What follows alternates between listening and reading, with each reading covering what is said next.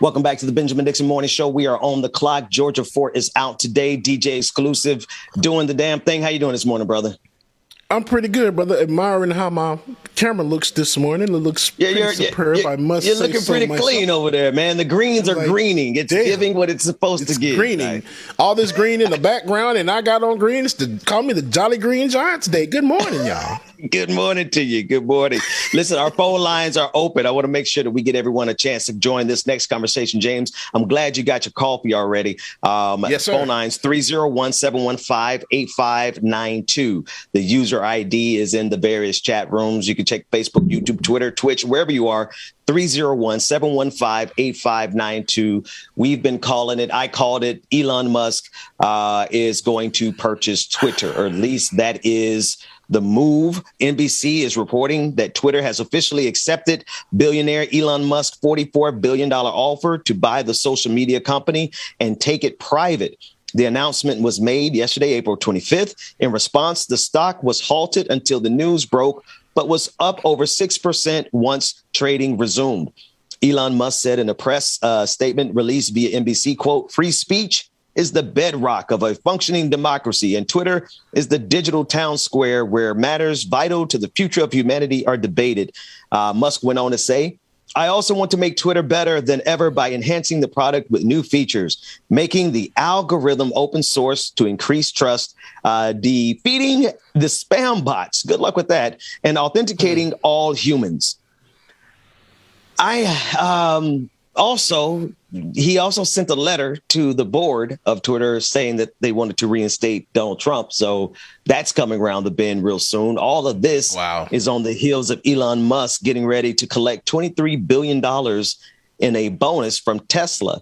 According to The Guardian, Elon Musk is set to collect $23 billion bonus after Tesla reported a record quarterly profits. Musk is already the world's richest person and is worth an estimated $249 billion. So that $44 billion for Twitter is basically pocket change for him. Basically. What do you think? So, Ben, we already know that your Twitter's about to get suspended, Ben. So when are you leaving Twitter? I've already deleted it off my phone. I'm not going to delete mine, but I certainly delete. Listen, that's the real thing, though. You got to understand, Elon Musk now privately owns all of that data, all of it. Every single click into Twitter, as well as out of Twitter, Elon Musk. So for everyone who went to XYZ website after you left Twitter, I want you to understand Elon Musk now owns that data as well. Some of us are circumspect enough not to do anything on Twitter. And then there's a whole lot of you who've got some DMs that you slid into. Damn, Elon Musk now owns all of that. Elon Musk might as well be the new OnlyFans, because Twitter's off the chain, man. All the Twitter stuff that he has at this point, my God, today, I don't know what he's going to do with all of that. Jesus. See, I'm going to go ahead and say this now. David, as well as my nephew, have had full access to all of my DMs for years now. So there's nothing to find in my DMs. But for some folks, man, Twitter is Elon Musk now owns all of your deepest, darkest secrets. Hey, Elon know a whole lot that he don't need to know now. But hey, welcome, Elon. You family now, brother. Go ahead, David. Dwayne. Go ahead. Okay, we have a caller. First caller is on the line. What is your name, comment, and/or question? And where are you from, caller? Oh, caller, this is you. You're live on the air. Yes. What is your name, comment, and where are you from? This is Tyler. From Tyler, how's it going, my friend? I'm doing good. My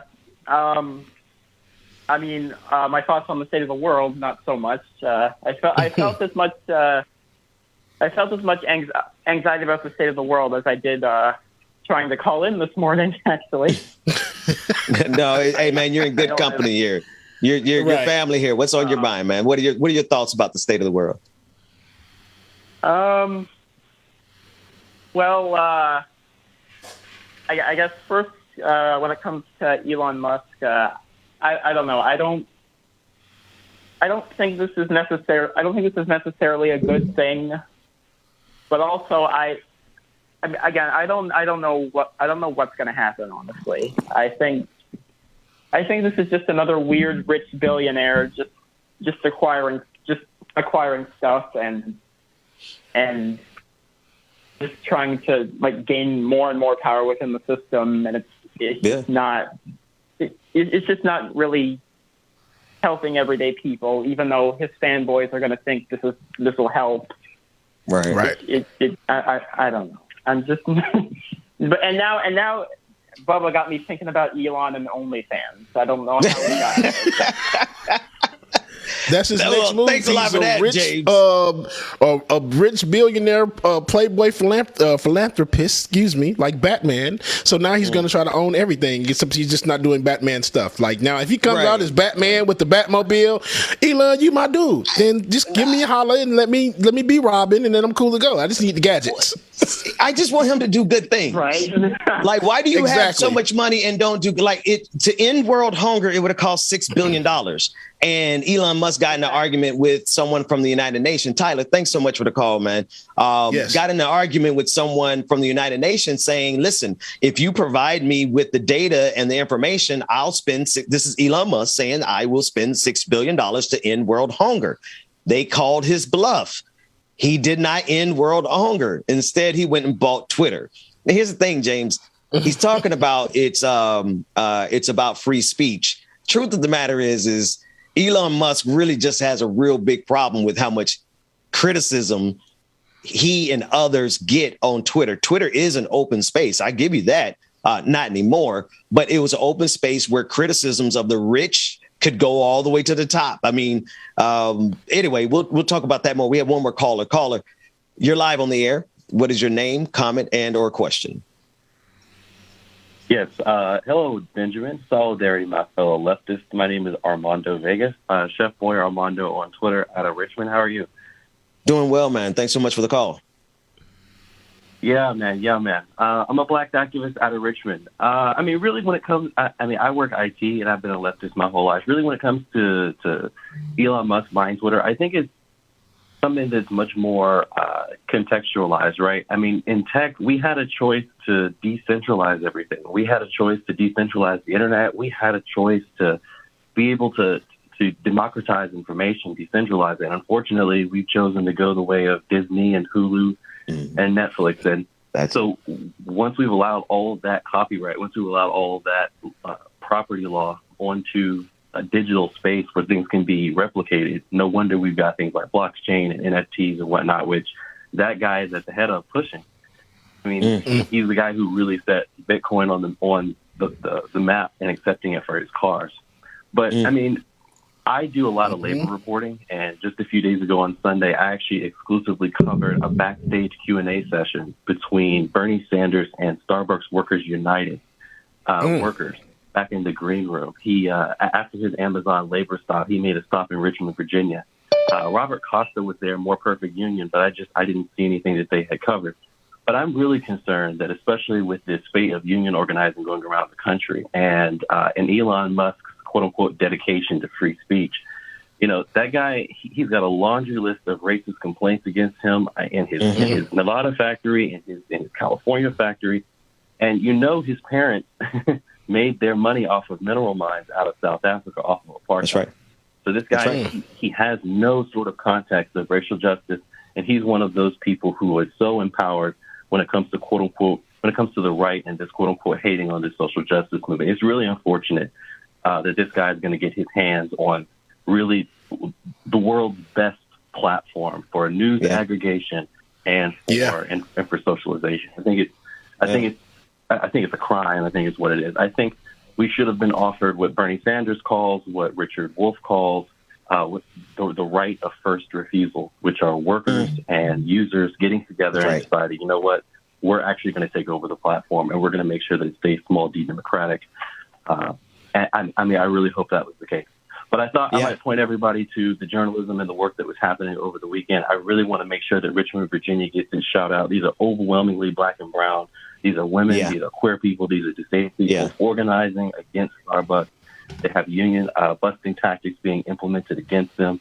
I have all of that reporting over at Chef Boy Armando over on Twitter. I really do encourage you guys to go over and check it out. It's up at the top of the page. Please give me a look over, listen. I absolutely love you, Benjamin. Love the show. Hey, love you guys. Thanks, Rebecca man. Azor, Hey, one of my appreciate favorite you. commentators. Y'all keep it so real. Lauren, y'all keep it so real. I love you guys. Hey, love you more, brother. Thank you so much for that call. Thanks so much, Armando. And for the work that you're doing over there. Yeah, no and shout out to those organizers, the Starbucks organizers and the Amazon organizers. And to be honest with you, James, Twitter, this is really not good, man. I want the audience to give more of their opinion than mine, because everybody, honestly, if you follow me any amount of time, you know what I honestly think about this. And you know what I honestly think about Elon Musk, which is why I'm laying low this morning. I want everybody else to say what you have to say.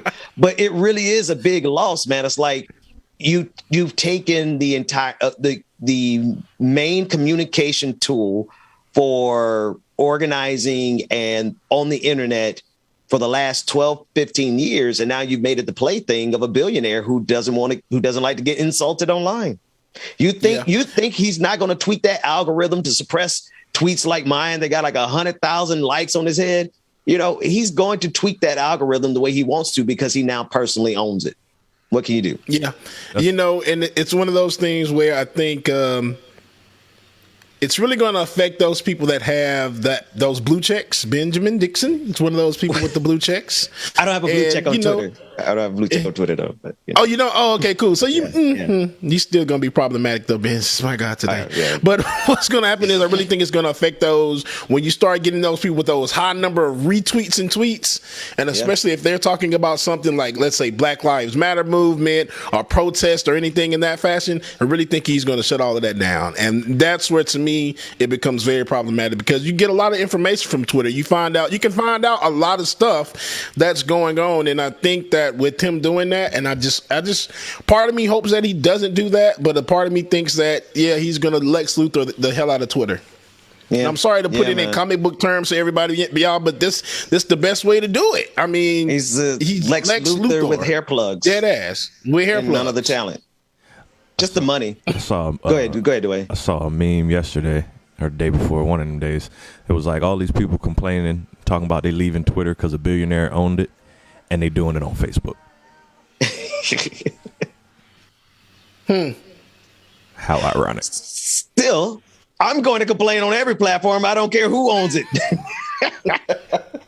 Let's move on to the next story. Listen, let me tell you something. Anyway, you can't beat them, join them. Okay, I want to take the next caller after this next story, and the caller, feel free to comment on either one. James, you said there's stuff that you find out on Twitter that you just won't find out anywhere else. And had it not been for Twitter, I would not have found out about the climate activist who died after setting himself on fire, Wynn Allen Bruce. He self-immolated in front of the Supreme Court on Earth Day, and he did so to protest on behalf of the environment and bring attention to the dire conditions that we're in. I have an explainer video. Let's take a second to listen to this information on climate activist Wynn Allen Bruce. Colorado man who set himself on fire outside the Supreme Court building Friday has died. Police say 50-year-old Wynn Bruce succumbed to his injuries. Bruce set himself on fire on the plaza of the Supreme Court building around 6:30 Friday night. He was airlifted to a hospital. Fortunately, no one else was hurt. So, he did this to bring attention to climate change and to the fact that, quite frankly, our country and our planet we're being ridiculous, and we're on a collision course with disaster. He sacrificed his life. And I did not hear about it from any mainstream news outlet. I heard about it on Twitter first. So just echoing what you were saying, James. Yeah, it's one thing to give your life for something. I mean, that's it's just a lot. Man.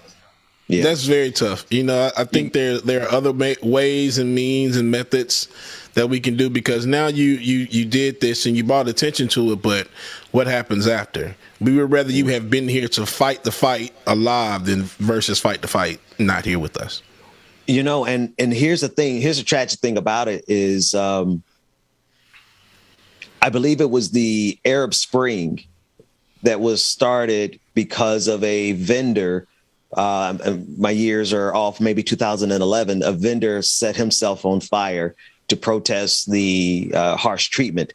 And as a result of that sacrifice, you had the entirety of the Arab Spring. Some of it did not end well. So I'm not going to paint that all as with rosy picture. But the thing is that his sacrifice was so significant that it was a flashpoint for an entire revolution for several countries. Mm-hmm. The United States of America is so far gone, man, that a man could set himself on fire in front of the Supreme Court and barely hit the headlines. Mm-hmm. That's where we are in this country, man. And I think it really kind of goes to what you're saying that, and it's not to, he made a sacrifice, and this is not to question his decision to do that.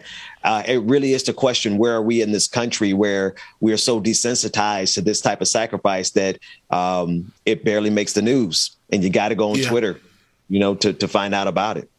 That's what that is, Ben. Excuse me, that news suppression. They suppress those stories that they don't want the American people to see. Because like you said, Ben, I didn't hear anything about this at all. So they suppress these types of stories so we won't hear anything, or they suppress cop killings. It's the same thing. They suppress a lot of articles or a lot of news that come out of these cities and states that they just don't want us to know about. It's the algorithm. I mean, it really is. It's not even it's beyond subconscious, right? There's no action that has to take place anymore because the algorithms have already been set. Caller, I want to make sure we get you in here before we go to this next break. You're live on the air. What is your name, comment, and or question? Hi there, Shade. Good morning. Shade, good morning, where are you calling Shade? from? Yes, we can hear you good. Where are you calling from? I'm calling from Fullerton. Awesome. What is on your mind? I was posting some stuff on chat, as I'm wont to do. Basically, I'm very concerned about... Uh-oh. Did we lose her? I think we lost her. She may have pressed mute button by mistake, maybe. Okay, we'll give her a second. We'll give her some time to come back. And here's the last thing, James, before we go to a break, and we'll get that caller in. In the midst of all the stuff that's going on, man, so you got Elon Musk who's buying Twitter. You have climate change that's being completely ignored. You have voter suppression that isn't being blocked. You got January 6th that is happening, or still happening, right? Yep. Donald Trump most likely is going to come back to Twitter as soon as Elon Musk finalizes the sale. It's kind of one of those situations where it's almost like all the odds are stacked against us, And I'm not saying this to make anybody feel bad. Actually, I think the odds are still in our favor. I think despite Elon Musk dropping $44 billion to buy Twitter to suppress his dissent, I don't care what anybody says. In my opinion, he's doing that to block dissent and to help the right wing in this country. You got the pandemic going on. People ignoring the pandemic. 500 people dying on a regular basis. Right? We got all of these calamities going on, but I honestly believe they don't stand a chance against us. They have to spend this kind of money. They have to do these kind of things. The January 6th is the approach that they have to take. They have to overthrow democracy itself. Otherwise, normal people want to just do normal things, right? The average American is not trying to overthrow the government.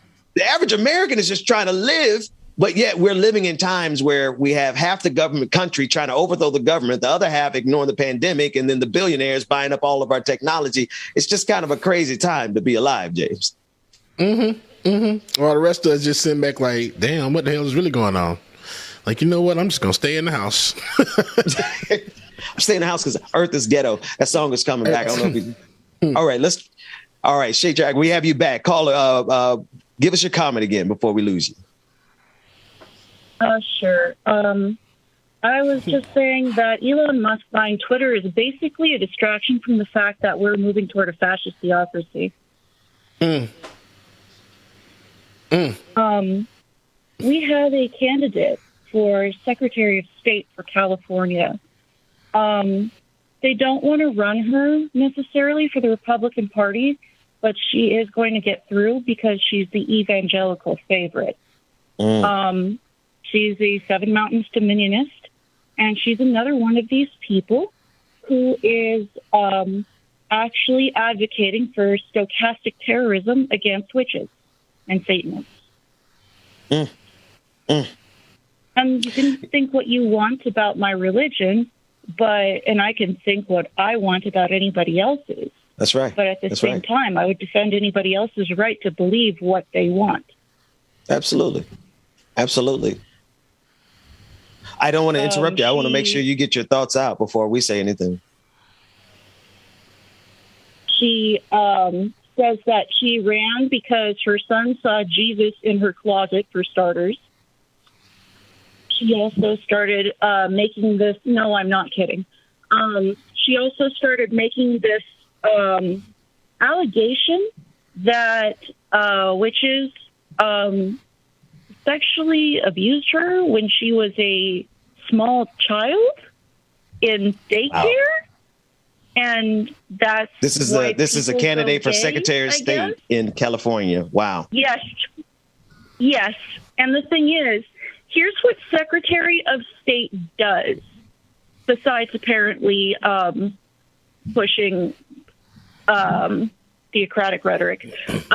She would be the person who would be in charge of anything to do with voting, among other things. And another thing is she would be the person who is overseeing at the highest level the Safe at Home project, which, if you don't know, is a project for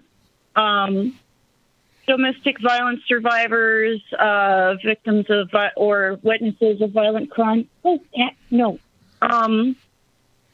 And people who've had abortions and are being tracked down by relatives or whatever in the state of California. Basically, it's to protect your address and identity so you won't be harassed. So, yeah, you really think an evangelical is going to be sympathetic to somebody who's running from an abusive husband? That's a Jack, and thank you so much for that. James, they actually just hit it dead smack on the head in their first couple of sentences. They're moving towards a theocratic fascist state. And I know those are a lot of words, but I can help people to understand it really clearly. If you've seen the show Preacher and you've seen those fascists running around in the name of Jesus, killing and destroying and maiming people, that's kind of what you should think of when you think of these people who are trying to gain power. When you think of Amy Coney Barrett, the Supreme Court justice that Donald Trump put up there, when you think about all of these evangelicals, and it's not 100% evangelicals, but I can tell you this much, it's enough of them for me to have to ask all of the good evangelicals, how long are you going to go along with this? Are they going to keep going along with this fascism to the point where they're actually killing people? Because as Shay Dragon was saying, the kind of rhetoric that they're saying, it's going to get somebody killed. And quite honestly, I think that's part of their agenda. Yeah, agreed, man. Yeah. You said it all right there, brother. Right there. Listen, I mean, really, I want people, if you're, when I say, every time we say theocratic fascism, we're going to go to a break. Every time we say theocratic fascism, okay, we'll let's see, we'll grab that caller. Let's do this caller before we go to break. Caller, you're live on the air. What is your name, comment, and or question? Hello, Benjamin. This is Justin from the PA's 122nd. How are you doing today? Doing well. Thanks for the call, Justin. What's on your mind? I had I had an interesting thought because Elon decided to get all that money, and I said, who says he didn't borrow some from Bezos and try to take over Twitter to block all union aspects in that sort of way? And maybe we should try something regarding trying to block that sort of aspect like was done in the 20s, in the 1920s, well, 30s, whatever, yeah.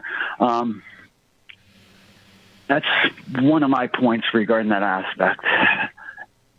I mean, I see a lot of people up here. I'm in a red part of the district, so it's kind of interesting to see them. No, I think that was you know what? We don't have all the details about the financing of this. So, one, we don't know if this is all purely Elon Musk funds. Two, we do know for a fact that Twitter has been one of the most successful organizing tools in the history of organizing. And if you want to strike at the heart of organizing, you take down Twitter. And I have to agree with the caller. That's got to be one of the goals behind the scenes, because you know who else doesn't like unions? Elon Musk does not like unions. So, James, let's go to a quick break. When we come back, we're going to be joined by Rebecca Zord. Like it or not, it's getting ready to go down. More of the Benjamin Dixon Morning Show right after this break.